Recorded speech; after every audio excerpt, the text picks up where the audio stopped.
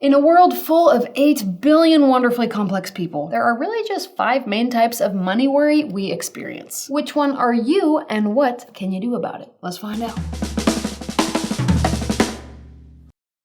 There are 5 camps we tend to pitch our tent in when it comes to money worry. The worry of timing, the worry of what-ifs, the worry of permission, of progress, and of control. Let's break down each one and what steps you could take today to put that money worry back in its place.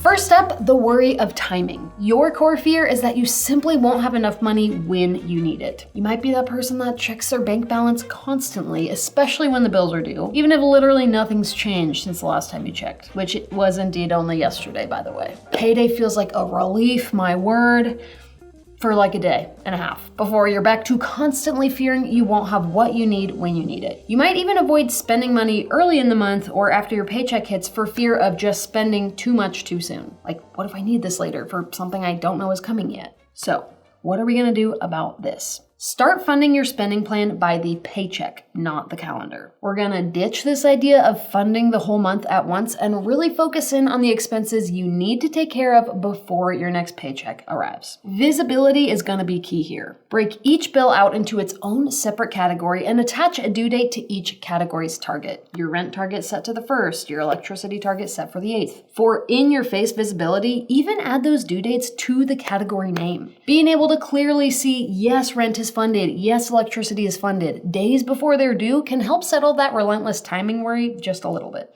Create focused views for your paychecks. If you're generally paid twice a month, create a focused view containing all the categories for bills due in the first half of the month and a second focused view with all the remaining bills due in the second half of the month. When that first paycheck comes in, pull up your Paycheck One focused view to ensure you're funding all the most pressing categories first. Any money left over funding these can go anywhere else you need it to. And pro tip, you can even split non-bill categories like groceries out into 2 categories as well and assign 1 to each paycheck view. And since timing is your stressor, start to build yourself a buffer by slowly assigning little bits of money into the future. You just got your paycheck on the 1st, so you fund all your bills and basic living categories for the first 2 weeks of the month. Woohoo. Then go ahead and click into the next month and drop, I don't know, $50, $100, $200 into whatever category or categories tend to be your biggest stressor. For me, that's going to be the mortgage payment just because it's by far our biggest expense. Send a little money straight into the future month with each paycheck, and one day you're going to have the whole next month funded before that month even begins.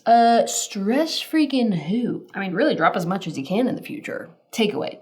You don't need more money, you just need more visibility on exactly when that money is needed. Next, we have the what-if worrier. Your core fear is this constant nagging worry that something's gonna go wrong. You have a hard time spending any kind of money for fun because what if the car finally croaks or the world implodes? You might stash away a big lump of money just in case? In case of what? You don't actually know? But something about you just has to have it to feel safe. Any unexpected expenses can feel emotionally catastrophic, even if they're financially not that devastating. Here's what you're gonna do.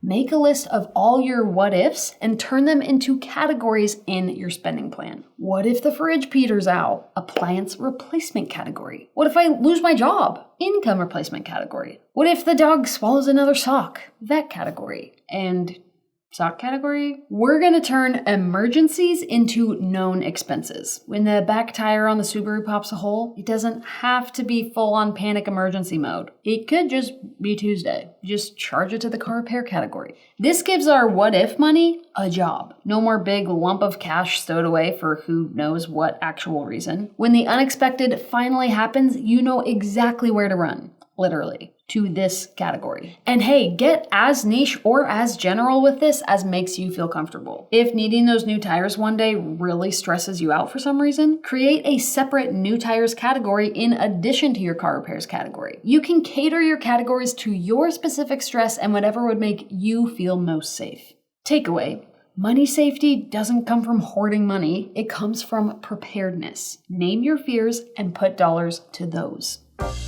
Our next money warrior is the permission warrior. Your core fear is spending money that you shouldn't. You're looking around like, am I allowed to spend this? You're not necessarily stressed about anything financially, but you feel this weird guilt about spending on anything, even when the bills are all paid and your savings are more than growing. You find yourself asking permission of yourself or your partner before buying even small things, talking yourself out of the little joys because it's not totally necessary and I don't really need it. And you save like a boss, but then you never actually get to enjoy any of that money you've saved. It's all stored away for some other day, nothing for now.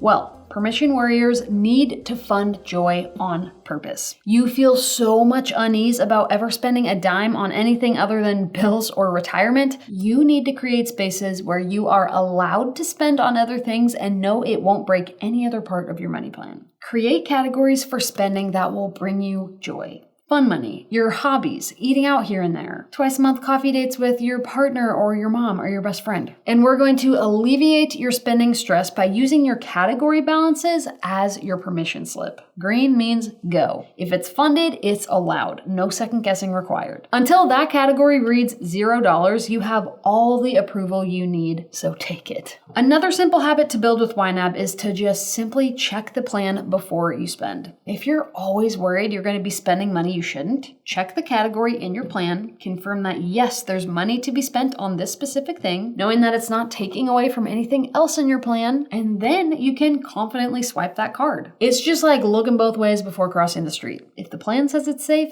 go ahead and cross, baby. Takeaway: permission isn't earned by suffering, it's granted by planning. Have a little fun, my guy.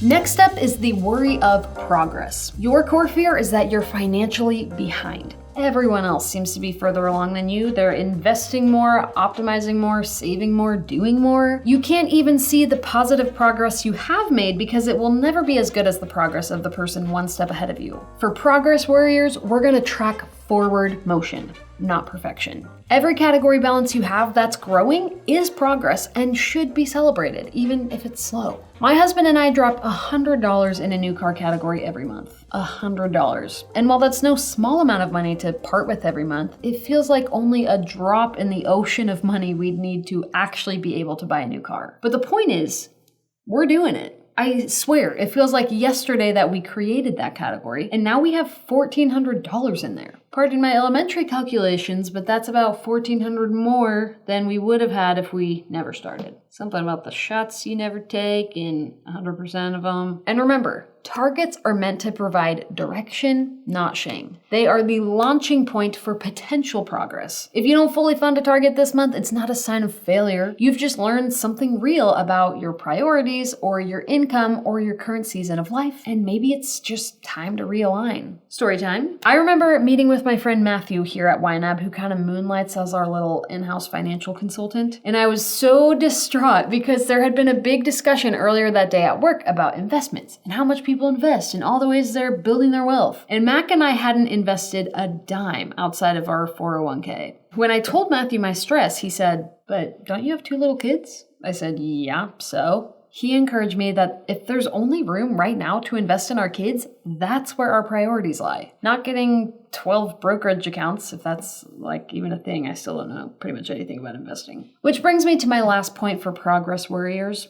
Progress is personal, not universal. Just because Joe Schmo across the street already has $200,000 in his 401k doesn't mean you failed because you only have 62. First of all, Joe, stop talking about your 401k. Nobody cares.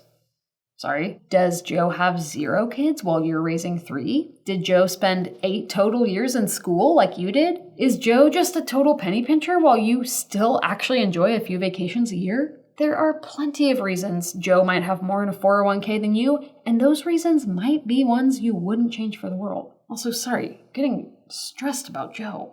Takeaway.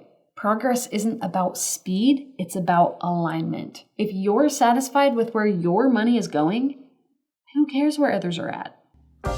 And our last type of worry is control. For the control warrior, your core fear is that money will always be too chaotic for you to manage even if you earn enough. You make good money, but you still feel like there's never enough. At the end of the month, you look back at your spending and you are shocked. I spent how much? It feels like you're bleeding money, but you genuinely don't even know where to. If feeling out of control with your spending is the issue, we're gonna hone in so hard on the basics. Give every dollar a job and create a space for that job in your spending plan. Make a detailed money plan that accounts for every expense in your life. We all plan for the basics, bills, food, transportation, but are you setting money aside for your kids' birthday presents? You always get a haircut every 2 months, so do you have a haircut category? As you come across those random expenses that always have you thinking, dang, I'm swiping my card again today, make sure they have a category in your spending plan. Chaos disappears when money has clear instructions.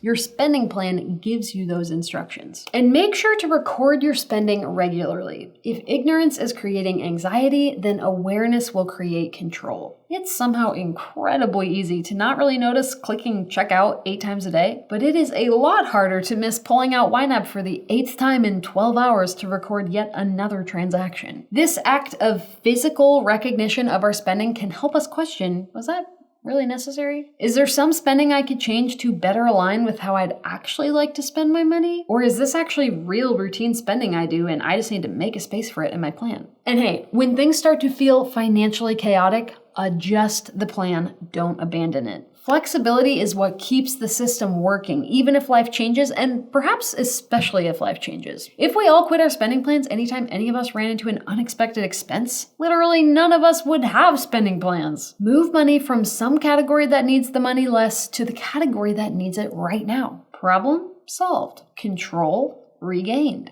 Takeaway. Control isn't restriction, it's clarity. Spending isn't often bad, we just need to know where the spending is coming from.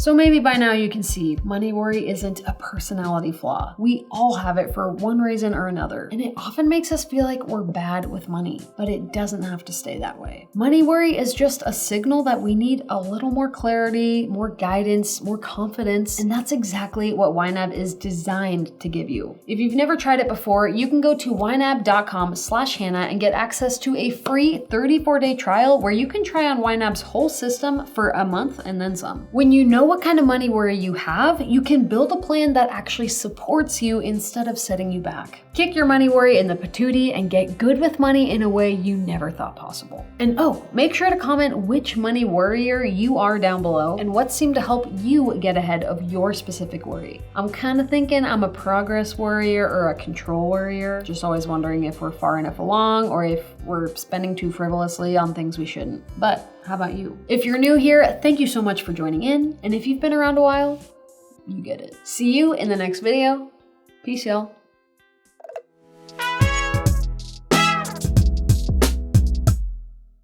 This constant nagging worry that something's gonna go wrong. Okay? You have a hard time spending. The thing about long straight hair is it sucks. My shoulders, they always appear. Hey guys, this is the hardest line I've ever had in my life. You got it, you got it. Yeah, very smart. Good job. Woohoo! My eyebrows are like so expressive. Wow. Say the word enough in 2 sentences in a row. Give every dollar a job and create a space for that job in your... I'm